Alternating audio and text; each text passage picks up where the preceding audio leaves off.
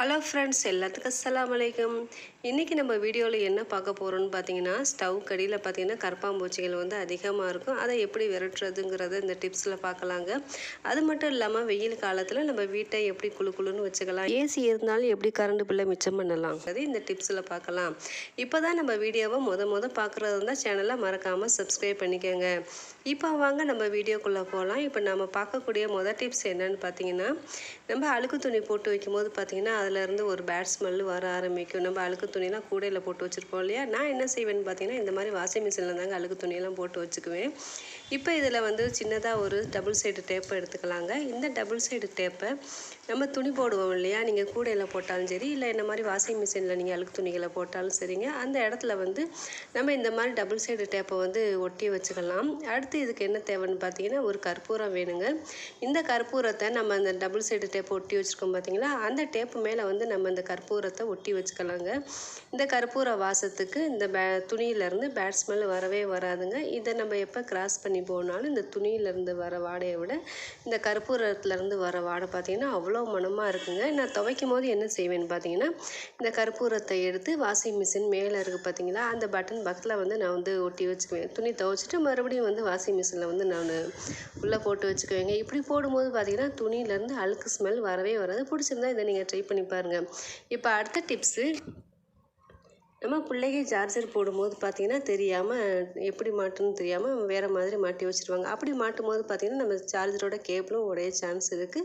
நம்ம ஃபோனோட அந்த சார்ஜ் மாட்டுற இடத்துல இருக்குது பார்த்திங்களா, அந்த பின்னும் உடைய சான்ஸ் இருக்குது. அதுக்கு நம்ம என்ன செய்யலான்னு பார்த்திங்கன்னா, நம்ம வீட்டில் இருக்கக்கூடிய ஸ்டிக்கர் போட்டு இருக்கும் பார்த்திங்களா, அந்த ஸ்டிக்கரை போட்டால் நம்ம எப்படி சார்ஜ் போடுவோமோ அதே மாதிரி நம்ம வந்து இந்த போடுற பக்கத்தில் பொட்டை ஒட்டி வச்சுக்கலாங்க.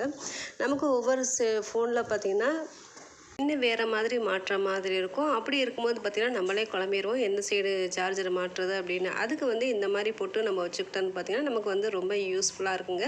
நம்ம நைட்டில் சார்ஜர் மாட்டுறதுக்கும் பகலையில் பிள்ளைகள்கிட்ட கொடுத்து மாட்டுறதுக்கும் நமக்கு வந்து இந்த டிப்ஸு வந்து ரொம்ப யூஸ்ஃபுல்லாக இருக்கும். குழந்தைங்களே ஒவ்வொரு சில சமயங்களில் சார்ஜ் போடும்போது மாட்டி போட்டுருவாங்க. குழந்தைங்களும் சரி பெரியவங்களும் சரி இந்த மாதிரி மாட்டி போட்டுருவாங்க இல்லையா. இது வந்து நமக்கு ரொம்ப யூஸ்ஃபுல்லாக இருக்கும். பிடிச்சிருந்தா இதை நீங்கள் ட்ரை பண்ணி பாருங்கள். இப்போ அடுத்த டிப்ஸு, நம்ம வெயில் காலத்தில் மாவு நம்ம எப்படி தான் ஆட்டி வச்சாலும் பார்த்திங்கன்னா அந்த மாவு சீக்கிரமாகவே புளிச்சிரும், பொங்கியும் வந்துடும். அந்த மாவு பார்த்திங்கன்னா நமக்கு தோசை இட்லி ஊற்றும் போது ரொம்ப புளிப்பாக இருக்கும் இல்லையா. அந்த புளிப்பு வராமல் இருக்க நம்ம என்ன செய்யலான்னு பார்த்திங்கன்னா, ஆட்டி வச்ச மாவில் கொஞ்சமாக நம்ம வந்து தேங்காவை வந்து நறுக்கி போட்டு வைக்கலாங்க. இந்த மாதிரி நம்ம தேங்காவை நறுக்கி போட்டு வைக்கும்போது பார்த்திங்கன்னா இந்த மாவில் கொஞ்சம் கூட புளிப்புத்தன்மை இருக்கவே இருக்காதுங்க. நான் வந்து ட்ரை பண்ணி பார்த்துட்டு தான் உங்களுக்கு இந்த டிப்ஸை நான் செய்கிறேன். மாவும் பார்த்திங்கன்னா எப்படி நம்ம ஆட்டி வைக்கும்போது ஃப்ரெஷ்ஷாக அப்படியே இருந்துச்சோ அதே மாதிரி ஒரு வாரம் ஆனாலும் மாவு வந்து புளிக்காமல் அப்படியே இருக்குங்க. இதை நீங்கள் தாராளமாக ட்ரை பண்ணி பார்க்கலாம். இந்த மாதிரி தேங்காய் வச்சுட்டு நம்ம வந்து ஃப்ரிட்ஜில் வந்து ஸ்டோர் பண்ணி வச்சுக்கலாங்க. இப்போ வாரத்துக்கு மாவு வச்சாலும் சரி, வெயில் காலத்தில் மாவு புளிக்கவும் புளிக்காது, பொங்கவும் பொங்காது. இந்த டிப்ஸை நீங்கள் தாராளமாக ட்ரை பண்ணி பார்க்கலாம். இப்போ அடுத்த டிப்ஸ் என்னென்னு பார்க்கலாம். ஃப்ரீசரில் வந்து நான் ஐஸ் க்யூப் போட்டு வச்சுருக்கேங்க. இந்த ஐஸ் க்யூப்பை நம்ம என்ன செய்யலான்னு பார்த்தீங்கன்னா, வீடு தொடப்போம் இல்லையா, அந்த தண்ணியில் வந்து கொஞ்சமாக இந்த ஐஸ் க்யூப்பை வந்து சேர்த்துக்கலாம். இது கூட வந்து நீங்கள் லைஸால் என்னென்ன சேர்க்கணுமோ சேர்த்துட்டு வீடு தொடச்சிக்கலாங்க.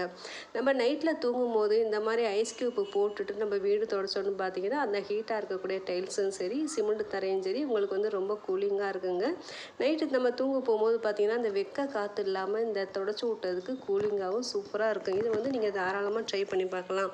நான் வந்து ஐஸ் க்யூப்பு போட்டுட்டு நம்ம எந்த இடத்துல படுக்கிறோமோ அந்த இடத்துல வந்து நைட்டாக நான் தொடச்சி விட்றேங்க. இந்த வெயில் டயத்தில் நம்ம எந்த இடத்துல படுக்கிறோமோ, பெட்ரூமாக இருந்தாலும் சரி, ஹாலாக இருந்தாலும் சரி, நம்ம படுக்கக்கூடிய இடத்துல இந்த மாதிரி ஐஸ் க்யூப்பு போட்டுட்டு நம்ம வீடு துடைக்கும் போது பார்த்திங்கன்னா ரொம்ப கூலிங்காக இருக்குங்க. நம்ம வந்து தரையிலே படுத்துக்கலாம், அந்த அளவுக்கு வந்து ரொம்ப கூலிங்காக இருக்குங்க.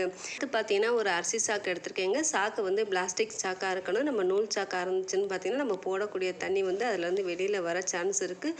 ஸோ நம்ம வந்து ஒரு அரிசி சாக்கு எடுத்துக்கலாம். இந்த அரிசி சாக்கில் பார்த்தீங்கன்னா ஒரு பெட்ஷீட்டை வந்து நினச்சி நான் போட்டுக்கிறேங்க. போட்டுட்டு இது வாசம் மணமாக இருக்கிறதுக்கு நீங்கள் வந்து கம்போர்ட் போட்டுக்கிட்டாலும் சரி, இல்லையா கொஞ்சமாக ரூம் ஸ்ப்ரே, பாடி ஸ்ப்ரே ஏதாவது கொஞ்சம் போட்டுக்கோங்க. இந்த மாதிரி நம்ம போட்டு வைக்கும்போது பார்த்திங்கன்னா நைட்டில் நமக்கு தூங்கும் போது இதோட வாசனை நமக்கு ரொம்ப சூப்பராக இருக்கும். அடுத்து நம்ம என்ன செய்யலான்னு பார்த்தீங்கன்னா, ஐஸ் க்யூப் வந்து போட்டு வச்சுக்கலாங்க. நான் வந்து 2 பெரிய ஐஸ் க்யூப் வந்து போட்டு வச்சுருக்கேன். இந்த ஐஸ் க்யூப்பை வந்து நம்ம அந்த பெட்ஷீட் மேலே வச்சுக்கலாங்க. இதை வச்சுட்டு நம்ம தூங்குவோம் பார்த்திங்களா, எந்த இடத்துல நம்ம தூங்குகிறோமோ அந்த இடத்துல வந்து இந்த ஐஸ் க்யூப் இந்த பெட்ஷீட்டு வச்சுக்கிட்டு நம்ம படுத்தோன்னு பார்த்தீங்கன்னா இந்த ஃபேன் ஓடும்போது பார்த்தீங்கன்னா இந்த ஐஸ் க்யூப்பில் பட்டு இதோட காற்று நமக்கு ரொம்ப கூலிங்காக இருக்குங்க. நம்ம கட்டலில் படுக்கிறதா இருந்தால் இது ரெண்டையும் எடுத்து நம்ம வந்து சேரில் படுத்துக்கலாங்க. முடிஞ்ச அளவு நீங்கள் வந்து பெட்டில் படுக்காமல் இந்த மாதிரி கோரப்பாயில் படுத்திங்கன்னு பார்த்தீங்கன்னா உங்களுக்கு வந்து ஹீட்டு இருக்கவே இருக்காது. சூப்பராக இருக்கும். நம்ம ஒரு நாள் விடிய விடிய ஏசி போட்டு தூங்க முடியாது இல்லையா? அப்படி ஏசி போட்டோன்னு பார்த்தீங்கன்னா கரண்ட் பில் வந்து அதிகமாக வரும். அதுக்கு வந்து இந்த டிப்ஸ் வந்து சூப்பரான டிப்ஸுங்க. ஏசி இருக்கக்கூடியவங்க ஏசி போடுவாங்க. ஏசி இல்லாதவங்க என்ன செய்வாங்கன்னு பார்த்தீங்கன்னா இந்த மாதிரி ஒரு ஐஸ் க்யூப்பை வச்சுட்டு நம்ம பக்கத்தில் படுத்துக்கலாங்க. நம்ம படுக்கும்போது ரொம்ப கூலிங்காக சூப்பராக இருக்கும். பிடிச்சிருந்தா இதை நீங்கள் மறக்காமல் ட்ரை பண்ணி பாருங்கள். நான் வந்து ட்ரை பண்ணி பார்த்தேன். இது வந்து நைட்டு ஒரு 3 மணி வரையில் நல்லா கூலிங்காகவும் சூப்பராகவும் இருந்துச்சுங்க. இப்போ அடுத்த டிப்ஸ் என்னன்னு பார்க்கலாம்.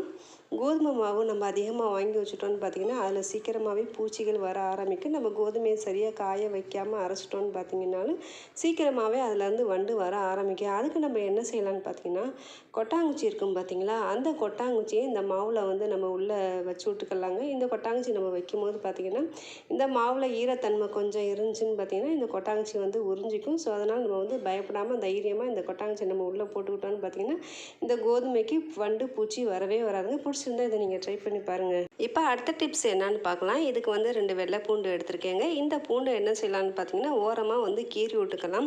இதை கீறி விட்டு லைட்டாக நசுக்கி விடும்போது பார்த்தீங்கன்னா நல்லாவே பூண்டு நசுக்கப்படும். இதை நம்ம என்ன செய்யலான்னு பார்த்தீங்கன்னா கொஞ்சமாக காஃபி தூள் சேர்த்துட்டு இந்த காஃபி தூளை நம்ம டிக் பண்ணி வைக்கும்போது பார்த்தீங்கன்னா நமக்கு வந்து வாசம் மணமாக இருக்குங்க. இதை நம்ம என்ன செய்யலான்னு பார்த்தீங்கன்னா ஸ்டவ்வு கடியிலையும் கேஸு கடியிலையும் வச்சுட்டோன்னு பார்த்தீங்கன்னா கரப்பாம்பூச்சி பல்லி எதுவுமே வராதுங்க.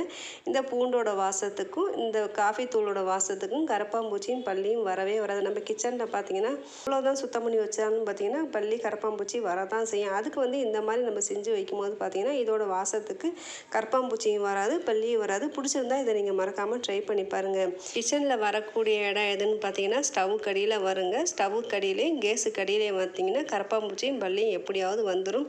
இது வராமல் இருக்கிறதுக்கு இந்த டிப்ஸை நம்ம செய்யும்போது பார்த்தீங்கன்னா இதோட வாசம் அவ்வளோ மனமாக இருந்துச்சுங்க. நீங்கள் வந்து மறக்காமல் இந்த டிப்ஸை நீங்கள் ட்ரை பண்ணி பாருங்கள்.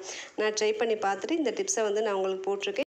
இவ்வளோ நேரம் பொறுமையாக என் வீடியோ பார்த்தவங்க எல்லாத்துக்கும் ரொம்ப ரொம்ப தேங்க்ஸ். தேங்க்யூ ஃபார் வாட்சிங். அஸ்ஸலாமு அலைக்கும்.